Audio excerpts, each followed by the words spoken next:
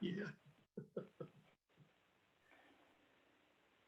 All right, why don't we kick it off? So good evening, everybody, and welcome to the second session of our double header session today. The session at noon went really well, and I think people got a lot out of it. I've already got a bunch of really positive comments from people. It's a very densely packed presentation with a lot of information, so I'm going to get out of the way pretty quickly.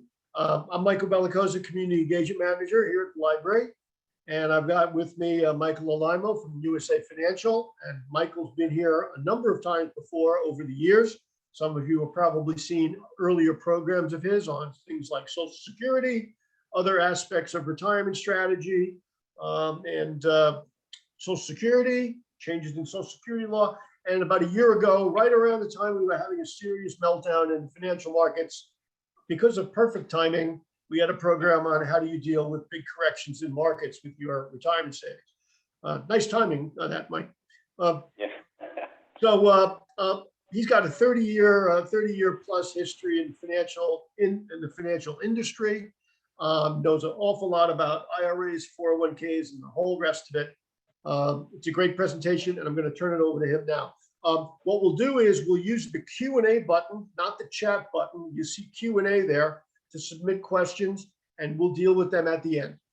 Okay, thanks, everybody. All right. Thank you, Michael. And once again, thank you to the Wilton Library for allowing us to share this educational workshop with you folks. Oh, Mike, I think you have me disabled from sharing. Yeah, I just fixed it. Okay.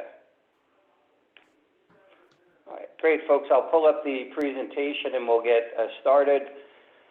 So again, thank you to Michael Bellicosa and the Wilton Library for allowing us to share this information with you tonight. As Michael mentioned, my name is Michael Alimo. I'm the president of USA Financial and Tax Services. And I'm going to spend about 5 or 6 minutes, just a little bit on my background, the company's concept, and a little bit of industry regulations, and then we'll dive right into the topic.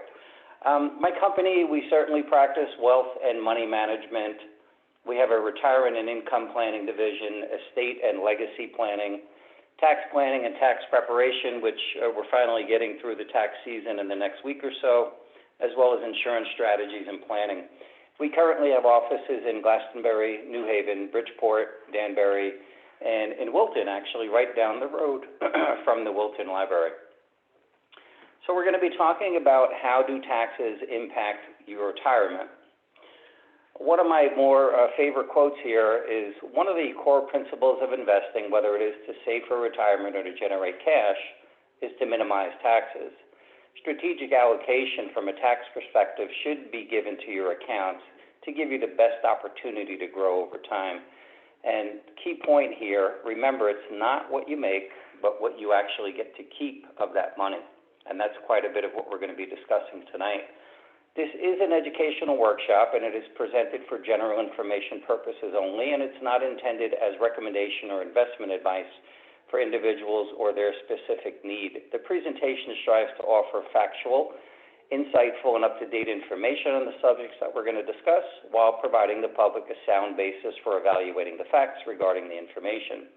The examples in the presentation are for illustration purposes only, and we always suggest that you consult your own financial professional, if you have one, to make the appropriate decisions that are best based on your circumstances.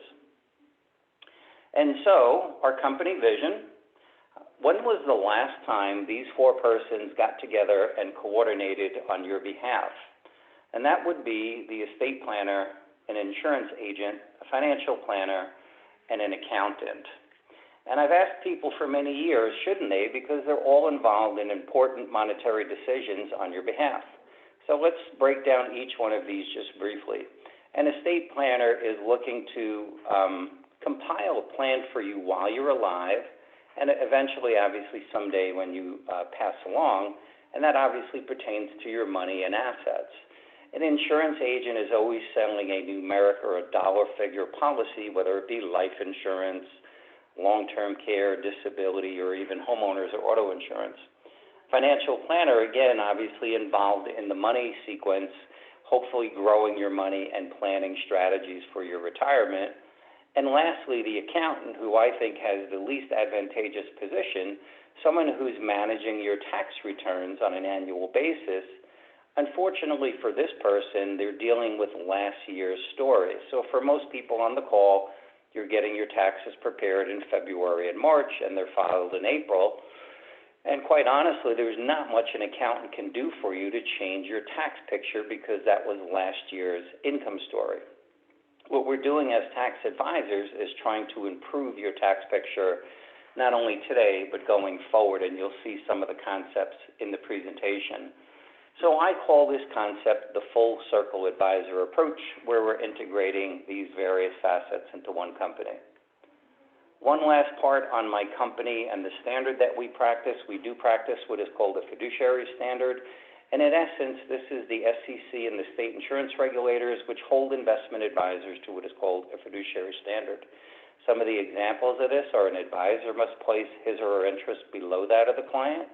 The advisor must do his or her best to make sure that the investment advice is made using accurate and complete information, and the analysis has to be as thorough as possible. Lastly, the advisor must avoid conflicts of interest, and as a fiduciary, the advisor must also disclose any conflicts of interest or potential conflicts of interest. And so I've asked people again, what does your advisor practice? So pretty important standard that's in our industry. Just here, a little housekeeping. I'd suggest you take notes because, as Michael had mentioned, the presentation is rather dense, at least in the beginning part, because tax code and tax law are quite honestly not the most exciting things to talk about. Write down any questions you have. We'll take the Q&As at the end. I had mentioned to Michael I will also send over to the library, to his attention, some of the handouts and packets that we normally give when we're in person for these events. So if you'd like the opportunity to fill out an evaluation form, to request a free tax analysis or retirement analysis, you'll be given the opportunity to pick up that the packet from the library as well. Okay, so on tonight's agenda, some of the things that we'll be talking about is the history of taxes, taxes in your retirement, recent tax changes, some of the proposed tax changes, and I will caution you that the proposed tax changes are certainly a moving item right now out in the marketplace, and no one really knows where those are going to end up, but there's a lot of talk there. Tax-free legacy concepts, as well as tax-free conversion strategies. So I normally really enjoy asking this question in person, and the question is, who's tired of paying taxes? Who wants a tax-free retirement? And lastly, I would leave with that, and what are you waiting for? Because you're going to find out tonight that some of these things are actually in your control, and you can get towards a tax-free retirement if you work towards it. One of the ways to envision that is something I call the tax bridge. And the tax bridge basically is going to ask you the question repeatedly, when do you actually cross this bridge? You actually get to choose this in most circumstances, and so we're going to revert back to this tax bridge on a pretty regular basis in the presentation. So I wish I could tell you that I've actually coined this concept of tax-free in retirement. There's actually a lot of organizations that have been talking about it. Here's a sample of a few of them. Here's Forbes magazine that says 5 legal ways to get tax-free income for retirement. Along comes CNBC recently that said 3 tips to help you boost your tax-free income in retirement. The Wall Street Journal recently said how to get entirely tax-free retirement income. And lastly, this was TurboTax that had an article that said the golden years to a tax-free retirement. So again, the concept has been out there quite a bit. The question is, have you been following it and embracing some of the strategies? Now, another really good question for you is, do you feel that taxes will go higher or lower in the future? And again, in person, most people, I get a slight grunt from the crowd, and most people feel they will go higher. Well, let's build some of that case here and give you some of the statistics that I file as a tax advisor. This is an interesting site. It's called the usdebtclock.org. You could log on to it at any time.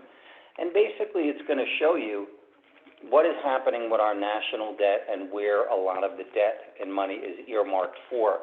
And you'll see here, I did this about a month ago. I think we recently topped $28 trillion. And I would tell you as a financial person, I'm not even sure if I understand what the concept of $28 trillion is, but I do know it's money that our country owes. And you'll see here the $28 trillion, but what I found interesting on this site is you'll see the U.S. federal tax revenue of about $3.5 trillion, but we have what's called a spending problem in this country. The U.S. federal spending is estimated to be about $6.6 trillion, which leaves us with a deficit there of about $3.2 trillion. So to nobody's surprise, we keep adding to this deficit on an annual basis. Now, to be fair, we've had a lot of challenges in the country, from banking scandals and recessions to pandemics and epidemics. So with that being said, we're in a very negative trajectory here on debt. Now, to help you understand the history of taxes and where we've been on the federal income tax level, back in 1950 to 1963, we actually had a tax bracket as high as 92%.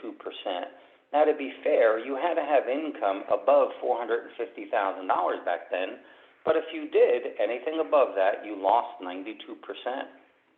As recently as the 70s, the tax bracket never went below 70%, and again, anything above this certain criteria of highest tier on income, you lost 70% of your income. This is now on the federal level, and currently, we're actually at 37%, which was lowered just about 4.5 years ago now, and that could be beyond, or it could be sooner, and I'll explain that in a minute.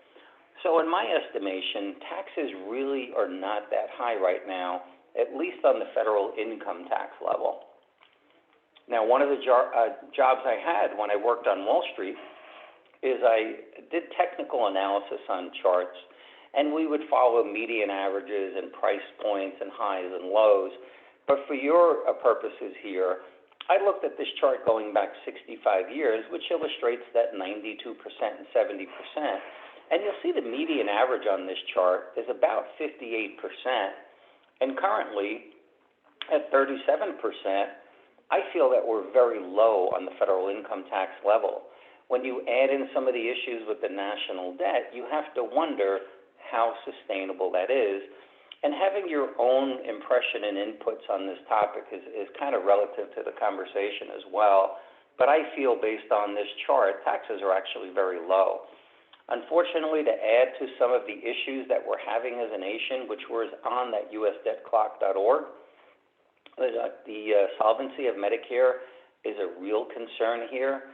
And this was a report that was issued by the Medicare Trustees Report, and it basically tells you that Medicare will be bankrupt by 2026 unless there are major changes made. While the bankruptcy projection may snag the headlines, there are three key budgetary numbers that shouldn't go unnoticed. 34% is Medicare's contribution to that national debt. $5.5 trillion is the shortfall since 1965, and $400 billion was the shortfall in 2019. Now, with baby boomers coming into the system and an estimated of about 10,000 baby boomers retiring every day, every day in this country, at least for the next 10 or 12 years, the strain on Medicare is very real. Another issue that we have is solvency on Social Security. And conceptually here, there's some good news because a lot of people, when we have these conversations on Social Security, wonder if there will ever be anything there for them. And the answer is, based on the way Social Security is designed, there should be. Social Security has two funds, in essence, that create the Social Security benefits. One is the actual trust fund, which is excess payroll taxes that were collected over the years. The other one is ongoing payroll Social Security taxes. And what they're saying here, according to the Social Security Board of Trustees, is without changes, the trust fund will probably deplete by 2035, and then there will only be enough to pay about 75% of your scheduled benefits. So in essence, another drain that's adding to the debt and the deficit that we're adding, and this one certainly with baby boomers coming of age, will not slow down anytime soon. Now, hopefully you remember that initial 92%, and this is an interesting chart that shows you the highest U.S. debt to GDP, gross domestic product ratio, ever was 106 at the end of World War II when we had that 92% tax rate. Currently, right now, we're at 106.9. So my concerns for my clients and as a tax advisor is the trajectory does not look positive for taxes.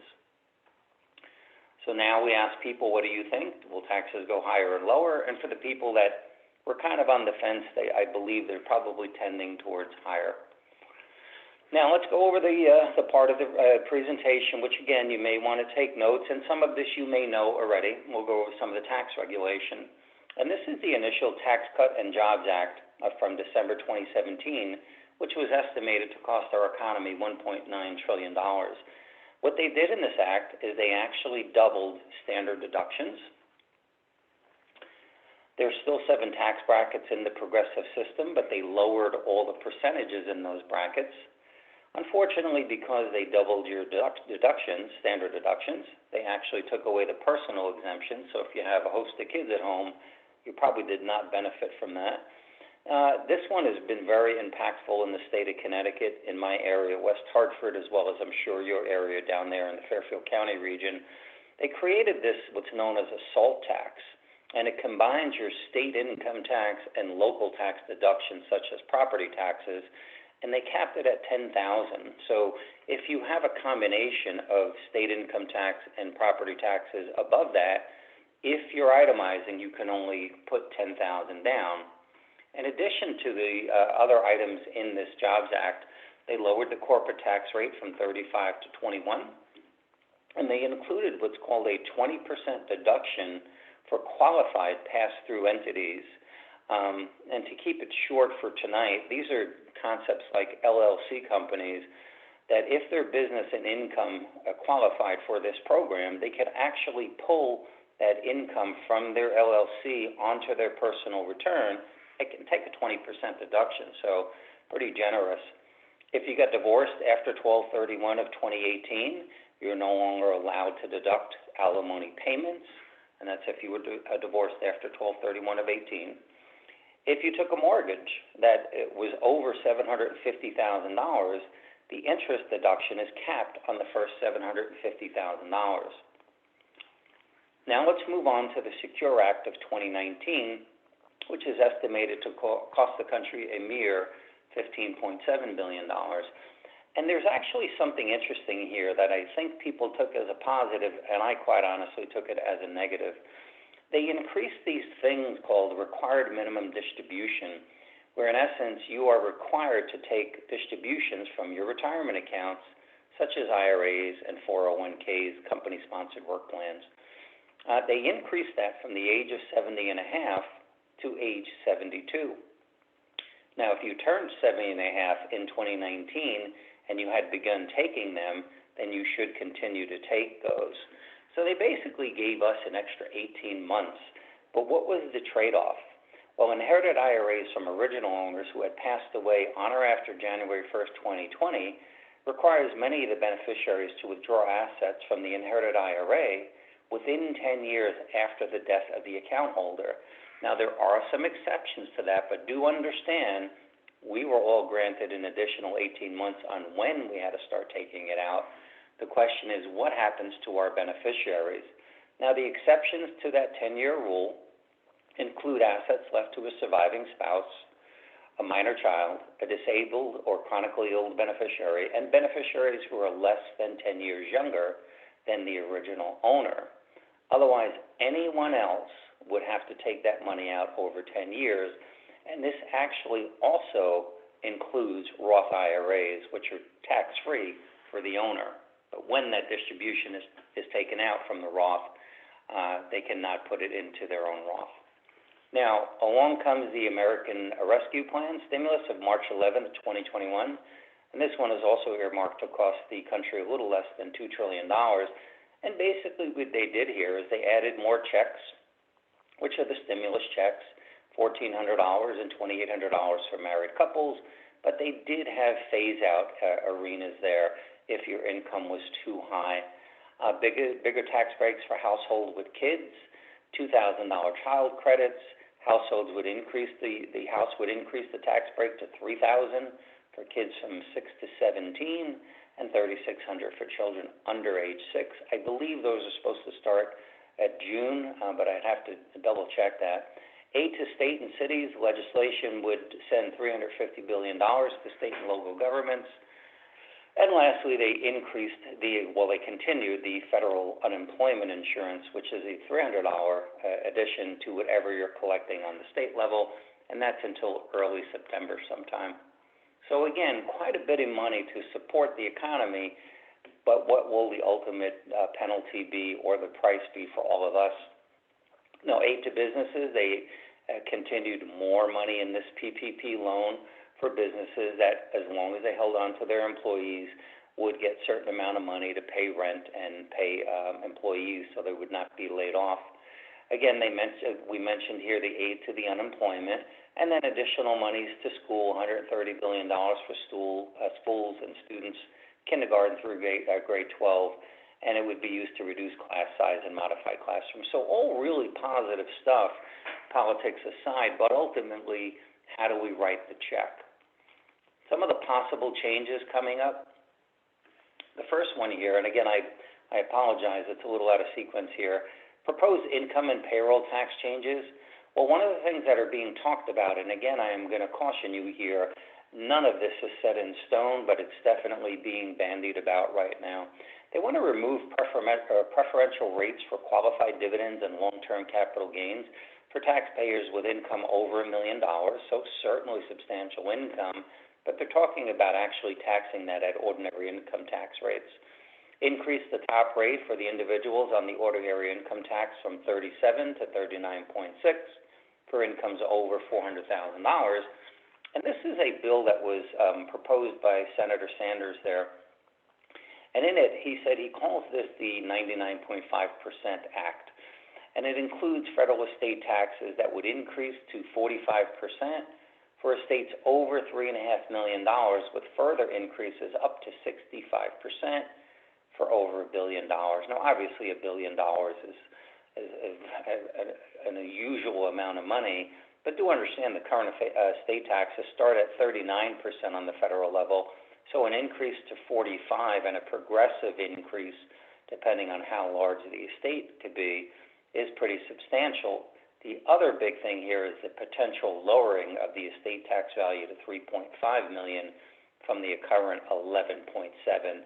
And certainly for certain people in Connecticut, that could be a substantial tax to pay. Another thing they're talking about is Social Security, and again, back to the insolvency. Expand the Social Security tax to earnings above $400,000. So in essence, you would start paying into Social Security again once you got over the $400,000. In essence, if you didn't realize this, if you make this type of money, you may notice once you hit about $142,000 in salary, you actually get a bump up or increase in your take-home pay, and that's because as of today, you do not pay into Social Security after the $142,000. So they'd like to create this empty space of $142,000 to $400,000 where you don't pay, but if you're above $400,000, you would start paying into it again.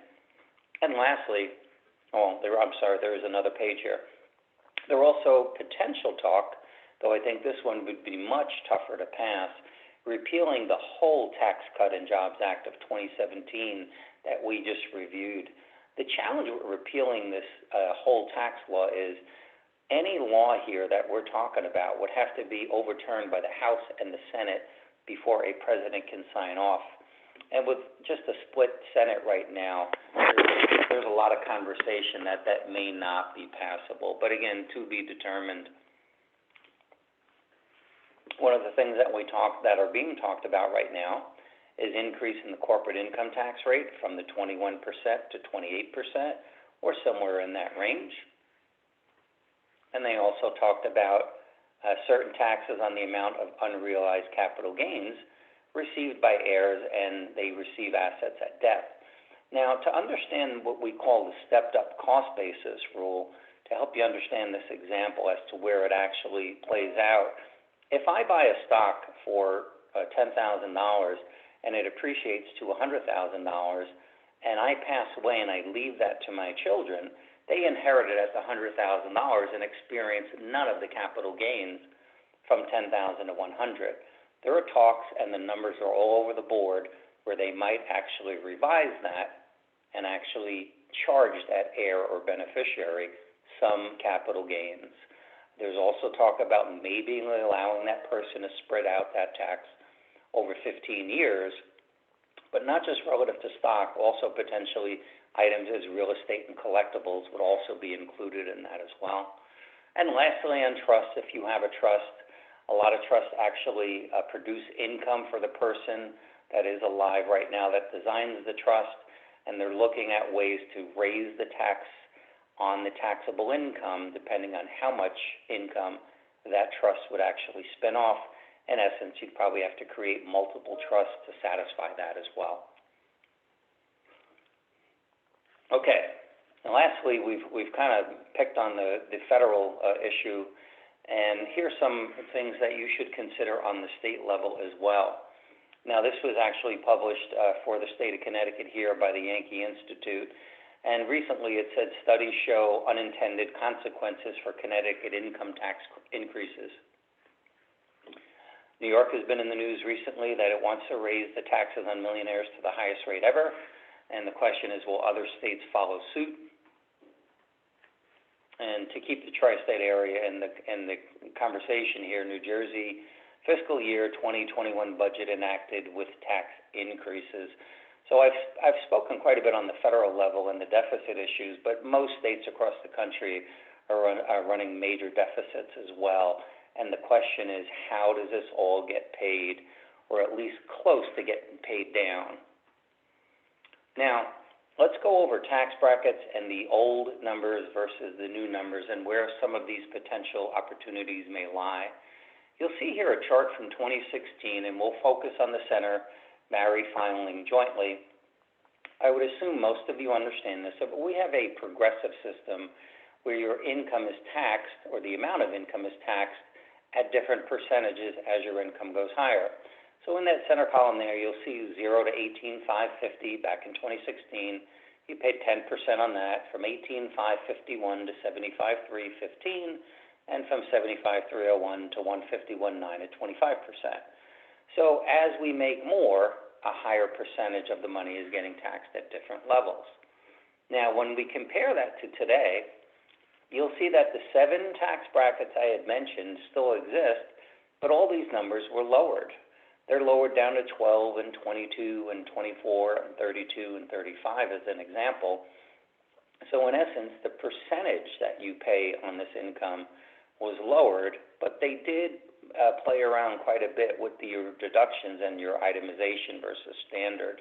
But in essence, taxes were lowered and they were put on sale. The other thing they did is they actually increased the income ranges in some of these progressive levels.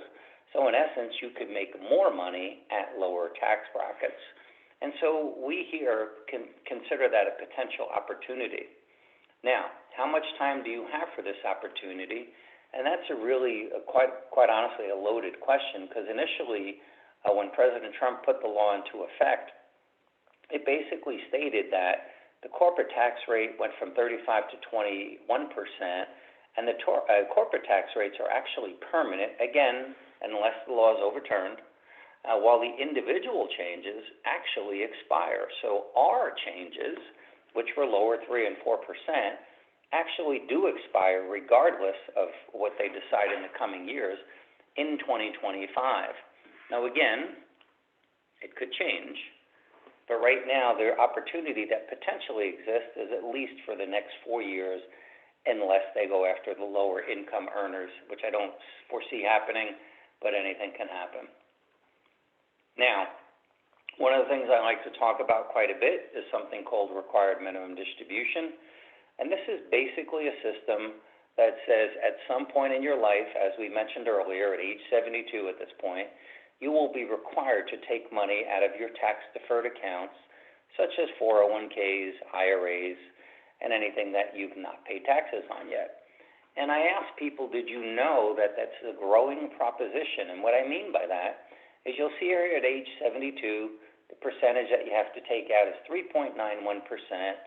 At age 82, it's 5.85, and at age 92, it's 9.81%. And the reason this is important to understand, and you want to conceptually think about this, is here's an example. If I had $1 million in a 401k at age 72, and I stopped working, well, they basically say I have to take out 3.91% or $39,100. But you want to start figuring out yourself is, will I need that large of a distribution? So if you needed the $39,000, then there's some bad news. You're going to have to take out more because why? This money is taxed. If you didn't need the $39,000, then why did you wait so long for that amount to get so large? And I'm going to show you some examples coming up shortly. So first thing you want to figure out, how is your money taxed? And there's quite a few ways you can be taxed. There's tax-deferred money, which is taxed as ordinary income. There's taxable money, such as dividends and interest. And then there's tax-free money, no taxes, but you pay your taxes to get in and cross that tax bridge, as we discussed. Have you determined what your tax picture will be in retirement and how this can actually affect you? And lastly, what can you do to address your tax situation, and can you get closer to a tax-free retirement? So let's take a look at that. And again, back to my example, if you had $1 million in your 401k, you want to ask yourself, who's your partner? Well, your partner is the state and the federal government. They're going to take some of that money when you take it out. How much is mine? Well, that really depends on when you take it out. And so what we're trying to do for a lot of our clients and educate people on this concept is, if I had to pay taxes, do I want to pay it at a higher rate or a lower rate? I know I have to pay taxes, so we want to figure out when is the best time to take this out, when is the most tax advantageous time. So how do you determine how this may influence your retirement? It really comes down to a very old concept, which is the bucket concept. Which bucket have you been filling up? And so you'll see here, predominantly there are 3 buckets of money here for most people. There's tax-deferred, there's taxable, and then there's tax-free. Well, the tax-deferred, most of you are aware of this. These are workforce retirement accounts, 401k, 403b, and et cetera, IRAs. And annuities are actually tax-deferred, whether you're using IRA money or after-tax money as well. Then we have this taxable account, which is interest, dividends, some annuities, pensions, Social Security. If you didn't know this, up to 85% of your Social Security can be taxed on the federal level, depending on other sources of income, brokerage accounts, and salaries. Sadly for us that all want to be in this tax-free arena, we really have 3 options, and I would say 2 with an asterisk there. We have these Roth IRAs, which as long as we cross the tax bridge, we can put money into it, and the money will grow tax-free.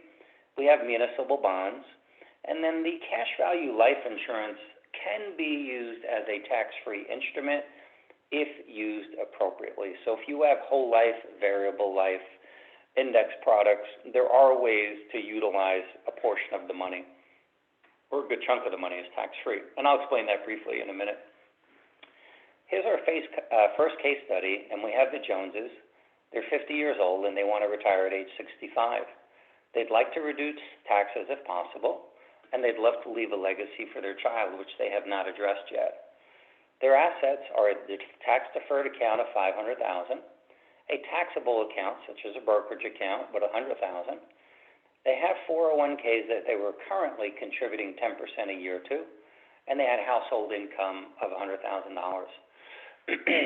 Some of their concerns, they had a long-term care policy that was costing them $4,000 a year, and they had term life insurance, which was costing them $3,000 a year, and they wanted to know if there were better alternatives, which for this case we actually did solve. And to date, they had no legacy plan. So this is the base what we were starting with here with this 50-year-old couple. Now, a concept I like to use a lot is the seed versus the harvest, knowing that we have to pay taxes at some point. If I took this couple's $500,000 and I grew it for 20 years and asked them what their rate of return was, and they said 7%, which is pretty aggressive, then my assumption would lead me to the fact that the harvest, this account would grow to $1,934,000. And so do they want to pay the tax up front on the $500,000, or would they rather it compound to $1.9 million? The bigger question for me as a retirement plan was, what type of required minimum distribution would this lead to for them? And when I did this calculation, it said the required minimum distribution was estimated to be $73,534, which again, in the context of the retirement analysis, was far greater than what their need was going to be in retirement. So why wait so long to get to that point? One of the options is a Roth conversion. And a Roth conversion allows you to shift money from tax-deferred to tax-free. You would pay taxes at your current rate. So as an example, which I think this would be a terrible idea, assuming a 30% tax bracket, what would the tax bill be on a couple that wanted to convert $500,000 of IRA money? Well, $150,000, and in essence, what they're doing is they're finding out what that $500,000 is worth, but this is not a great strategy because it's putting them in the highest tax bracket. The other question that you might ask yourself is, can they actually convert money from an IRA because they're only 50 years old? What about this rule of 59 and a half? Well, along comes the IRS with something called the 72T distribution code, and it actually allows someone below the age 59 and a half to take annual and equal distributions before 59 and a half. Now, they would have to pay taxes, but they would not be subject to the 10% penalty. The distributions would have to continue for 5 years or 59 and a half, whatever is greater. And so currently a 50-year-old can take about 50% utilizing this 72T distribution concept. The basis of this presentation is to show you how to recapture money from one of those taxable or tax-deferred buckets and get into the tax-free arena. And so here's conceptually how you would do that.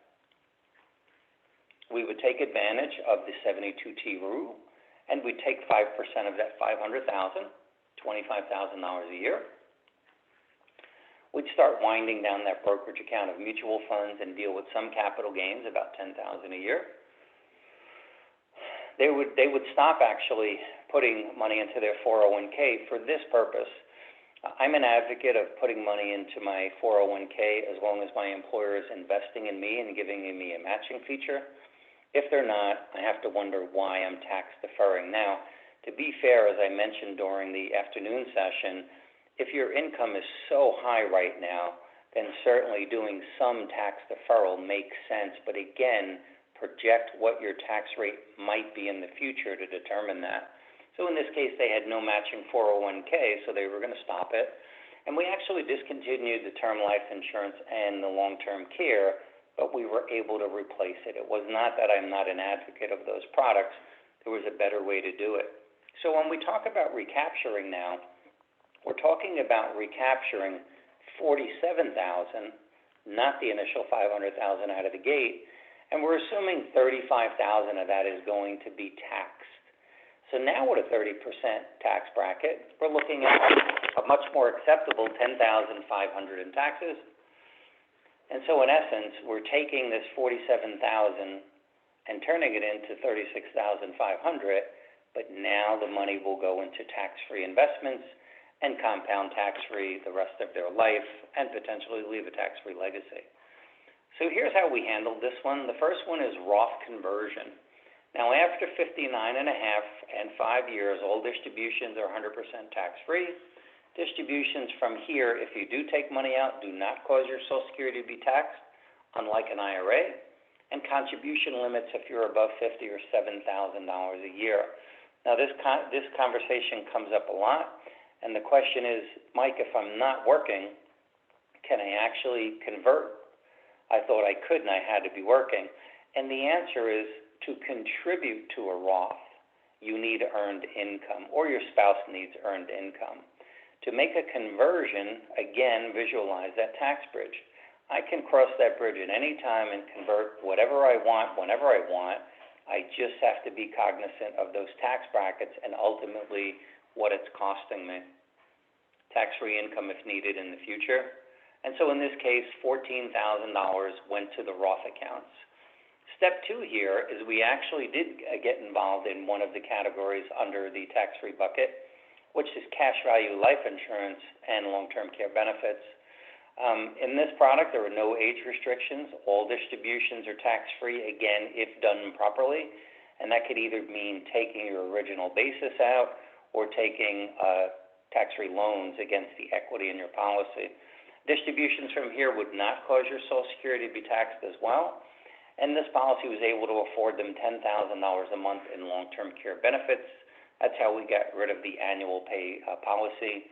And estimated tax-free income, which I'm going to show you shortly on the next page, would appear to be about $65,000 based on that 7% assumed rate of return.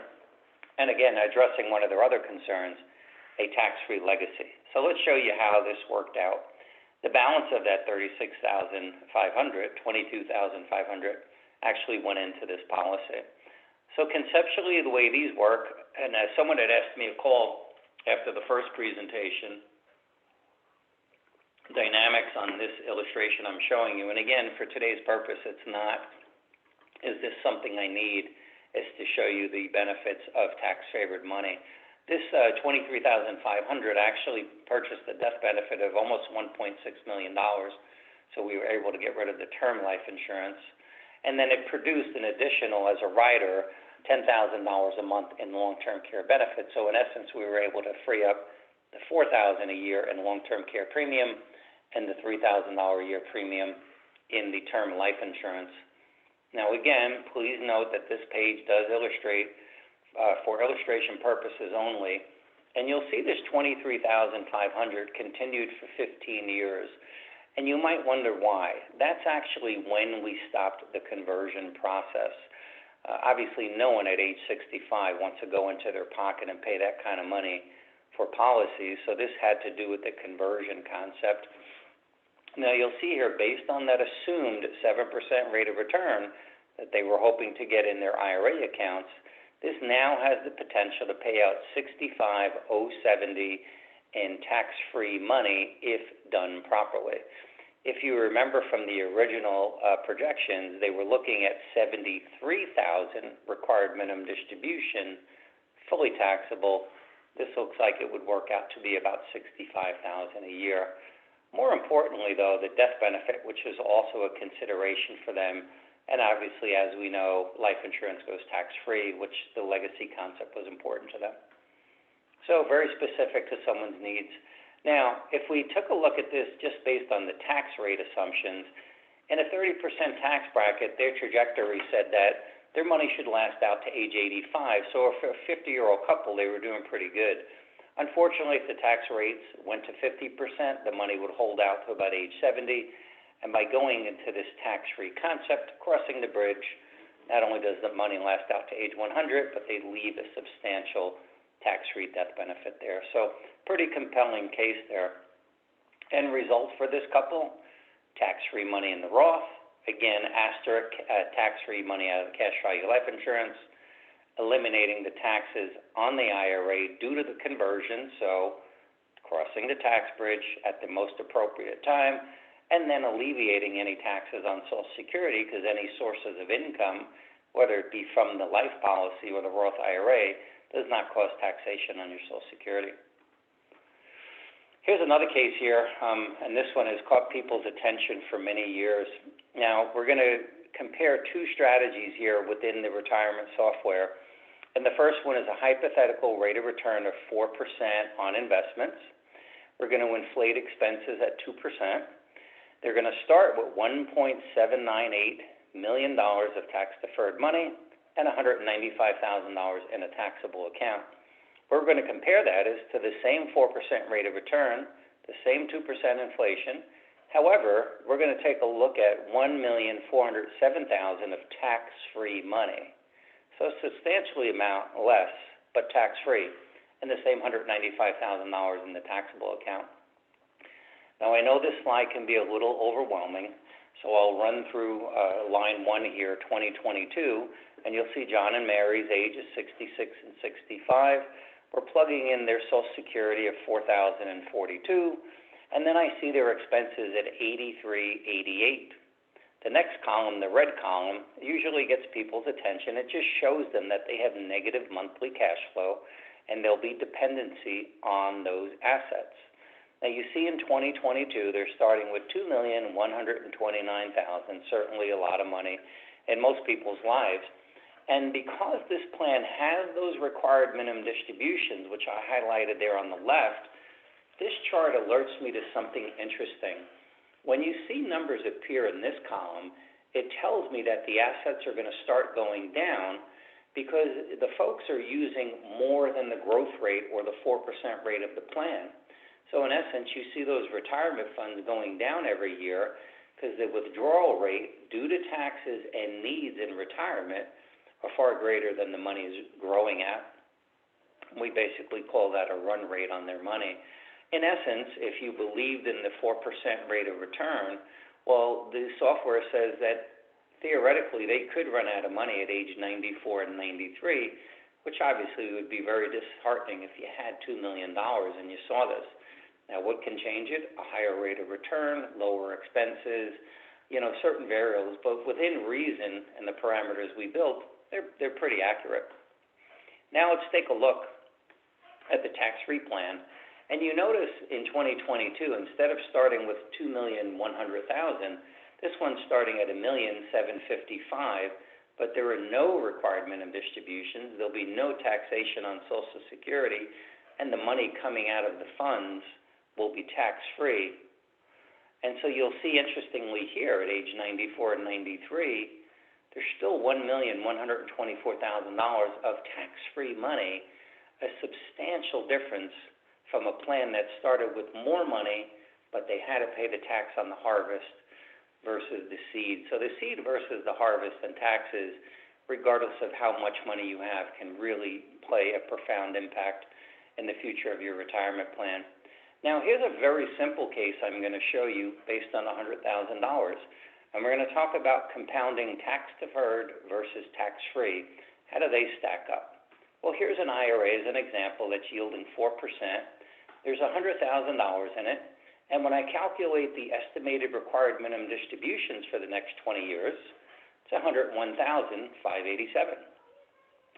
Well, if I take that out of the account and calculate what the IRA would be worth at age 90, it's $73,651. So in essence, that IRA was worth a total of $175,238, but we do have to take out for taxes. And so when I take out 25% for taxes, it tells me that $100,000 over that 20-year span, the net result was $131,428. When I take a look at that, I also realize that there's going to be taxation on Social Security, potentially when I take money out of this IRA.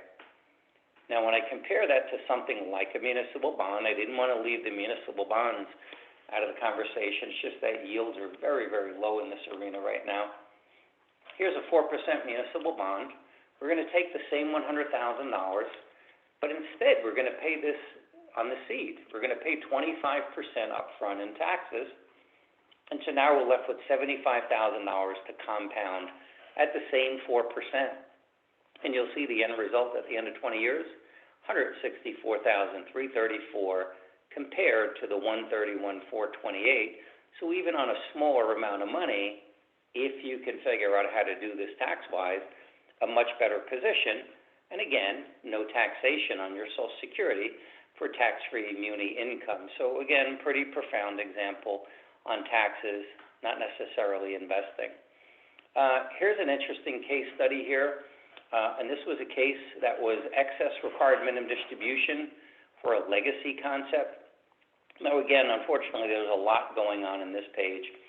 And this was a client here that wanted to pay an additional $15,000 a year. So they took excess required minimum distribution, paid their taxes, and put $15,000 a year into this policy. The way this one was designed was to create some accumulation value or growth in the product, just in case the client potentially needed the money down the road. And you'll see there, if you're a numbers person, not great growth on the money, but at least a capability of getting their money back if they needed it in emergency usage. More importantly, though, it created a pretty substantial death benefit, which, again, legacy was important. And it looks like at age 90 there, it's maxing out at $431,000. But again, numerically, how does that stack up tax-wise? Well, if we took that $15,000 a year and we compounded it at 5% for 10 years, it would turn into $244,000, and there would be some taxable implications there.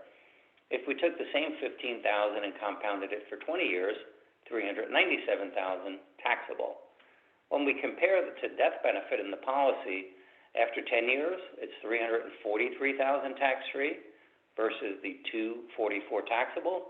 And even after 20 years, if you can get yourself 5% a year guaranteed in an investment, this is still $425,000 tax-free compared to the $397,000. So as a legacy concept and a reserve, cash reserve, again, pretty powerful strategy for this couple. One of the things, if you did something like this, is you may want to take that policy out of your name and put it into a life insurance trust, because if this is in your name and you pass away, the death benefit actually becomes part of your taxable estate, another mistake that some people make when they're not doing proper estate planning.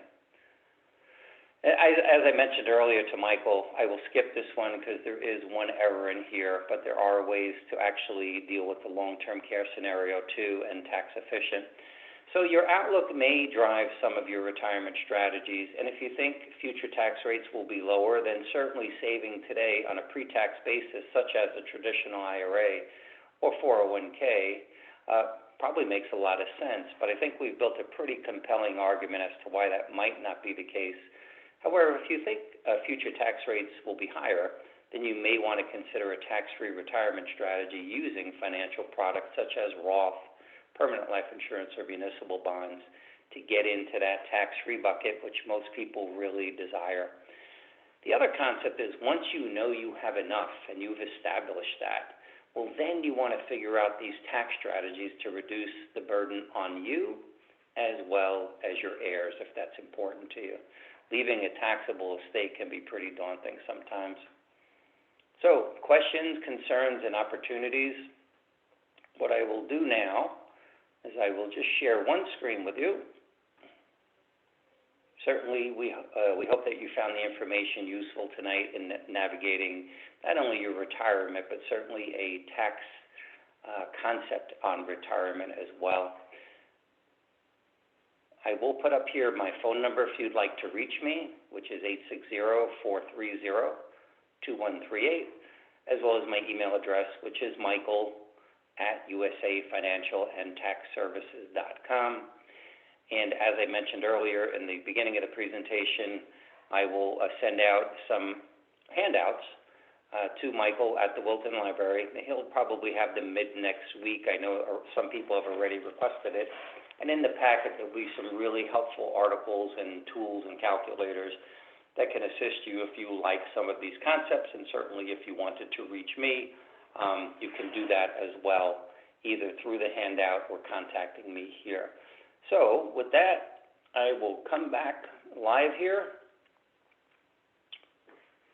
And I don't see Michael on the call, so possibly he will want me to handle some of these questions here. As he had mentioned, you are there, Michael? Okay. I'm here, Mike, yeah. I just Okay. made my video disappear. Yes, so first of all, thank you very much again for that. You're welcome. Of course, it's really packed with information, but definitely gives you an awful lot of stuff to think about, especially how it might apply to someone's individual circumstances. So look, folks, you've got the Q&A button, which on many kind of devices should be pretty close to where you would see a chat button. And feel free to put some questions in there. And the way we set it up, Mike can see the questions as they pop up, so I don't even need to relay them unless I need to. And otherwise, well, there you go. All right, so there's no bad questions for the folks that are still on the call, so feel free to type whatever you'd like in there. This afternoon we had some really good questions. still quite a few on the call. As Michael said, down below towards the bottom of your screen, you should see a little box that says Q&A, and if you click on that, you'll be able to type your question in.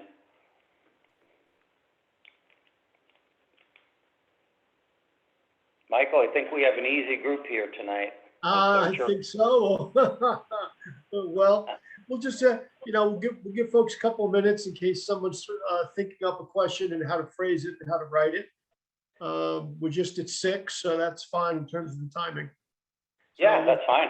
I'm here as long as you need me.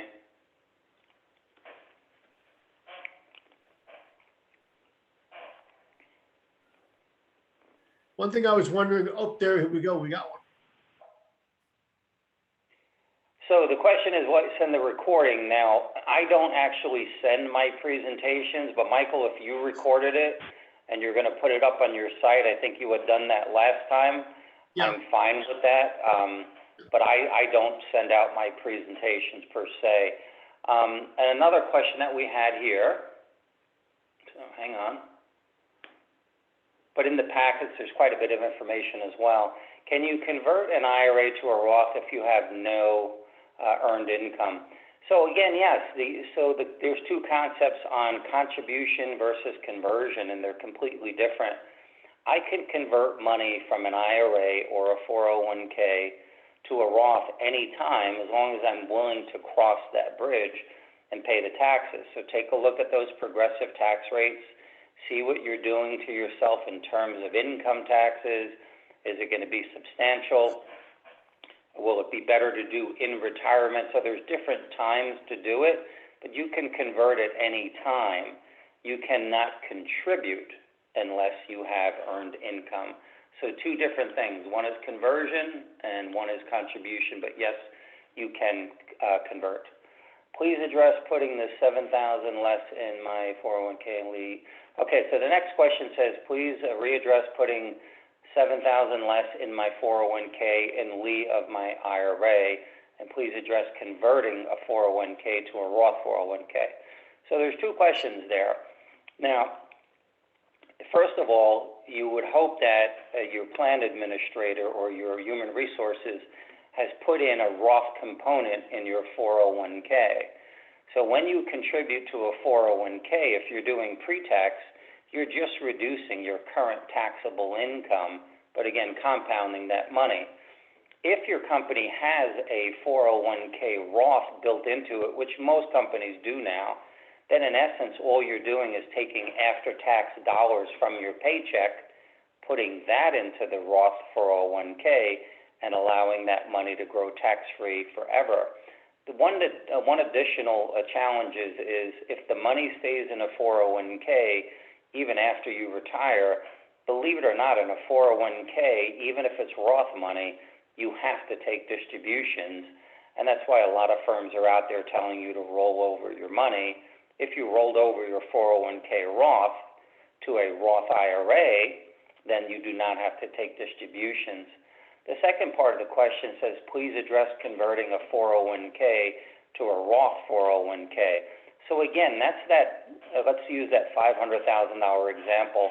If I had $500,000 in my pre-tax 401k, would I want to do it all at once and put it in my Roth 401k? And the answer is no. It would cost me too much money. I would want to do this strategically based on sound tax planning advice and those progressive tax tiers. But some companies, actually, to complicate it a little more, I'm sorry for the long-winded answer, will only allow you to take money from your pre-tax 401k, let's use an example, $20,000, and put that $20,000 in the Roth 401k. But guess what? You'll have to pay those taxes out of pocket. They will not take it from the conversion within the 401k. I'm never a fan of that. So as an example, if I had money in my savings account, well, that's one of the more preferential tax buckets. I don't want to use that money. I'd prefer to use the money right from that $20,000 transfer into the Roth, and that's crossing the tax bridge. So sorry for the long-winded, two good questions, though. Next one says, can you talk about the pros and cons of recharacterizing a traditional IRA to a Roth? So So the question is, what are the pros and cons of recharacterizing or changing from a traditional IRA to a Roth? The hardest part, I think, for most people that embrace these concepts are they look at what's in that traditional IRA and they believe that's what it's worth. And again, I can assure you after the last hour, it's not. You want to figure out, knowing you're going to have to pay taxes on this, what is the best time, the least expensive option for you? As an example, 2 or 3 years ago, I had a client that took $24,000 out of their old 401k and paid no federal taxes. How is that possible? Well, it's pretty simple. They had no income that year in retirement. The government gave them a $24,000 standard deduction, and so the first $24,000 of income coming from that 401k was federally tax-free. And so, again, if you're going to pay taxes, which you know you will, getting to what that money is actually worth at the least expensive way, in my opinion, is a pretty sound strategy. Some of the cons, to give you both sides, well, why wouldn't I do this? If I'm absolutely certain my income is going to be substantially lower in retirement, I would certainly want to hold off on that. And if I didn't have legacy concerns and I didn't have concerns that tax rates were going to go substantially higher, then I probably wouldn't rock the boat and I would leave it in the pre-tax arena. But those are not two really popular concepts that exist now in our world right now. We are already retired. What can we do to reduce our taxes? And so that question comes up a lot. We had a similar question this morning or this afternoon, which said, I'm 74 years old. Is it too late to start this? And objectively, the best answer I can give anyone is, so to reduce your taxes while you're retired, you have to ask the question, what is longevity? What do you believe in longevity? You know, if you feel you're going to be in retirement for the next 20 or 30 years, then you have a lot of time to address this situation. The couple earlier this morning that asked it was 74 years old, and if they believed in 20 years, sure, why wouldn't I want to reduce my taxes now and embrace some of these strategies as opposed to keep living in this required minimum distribution cycle? I'm not cynical by any nature on this comment, but the required minimum distribution was not really designed for you to benefit from. If you're going to pay the tax on that harvest, historically, you will notice if you do your own analysis that unless you make very substantial amounts of money, very few people are in a lower tax bracket in retirement, particularly now with the standard deductions. So embracing this concept, but most importantly, figuring out what that money is earmarked for is a lot easier to answer your question than just say, hey, start doing these tax-free conversions. You have to determine what is that money for, what are your objectives, and then I could probably answer it a little bit better. So, Michael, we did get quite a few there. So far, there are no additional, but there's still quite a few on the call, unless you see any. Oh, okay. I think I did that one. Unless you see any additional, Michael. I know we had that issue this morning. Yeah, no, I think we're good. I think giving people a few extra minutes made sense because they were obviously thinking up how to formulate their questions. And I think maybe that's a good point to stop on, except I want to just ask you one question that's related to what you just talked about. So we know that the government's got a huge debt burden. They've got huge deficits. So naturally, they need to find tax revenues from somewhere, especially if they can't ever get their arms around the spending side of it. So what's the sort of political legislative risk of having a substantial Roth IRA account that you assume that 25 years from now, when you start taking it out, it's going to be tax-free, but by then the politicians have figured out a way, even if they're not going to just confiscate it, nothing radical, but they figured out some way to, in effect, make you have a tax hit using it. When they look at those gigantic buckets of tax-free money, how are they going to resist it? So, you know, and with your background, you would understand this answer, but that question comes up a lot. And so the first thing I can tell you is I have not seen any language that says once you've paid your taxes and created this Roth, we will now tax it again. with that being put aside and my cynicism on politics, I think one thing that could always eventually happen with the Roth in the future is no different than my example of the stock and the cost basis. If I put $50,000 into a Roth and it grows to $100,000, there's no saying in the future that they won't tax the gains in that example. I do believe your cost basis of getting into that Roth, the initial $50,000 crossing the tax bridge, I do think that will be safe. But at some point in the future, is it possible that they say, guess what, we're going to tax your gains in that Roth at a capital gains rate? I think that's a possibility. I think the lower hanging fruit for politicians are the multiple trillions of dollars that are sitting in these tax-deferred accounts.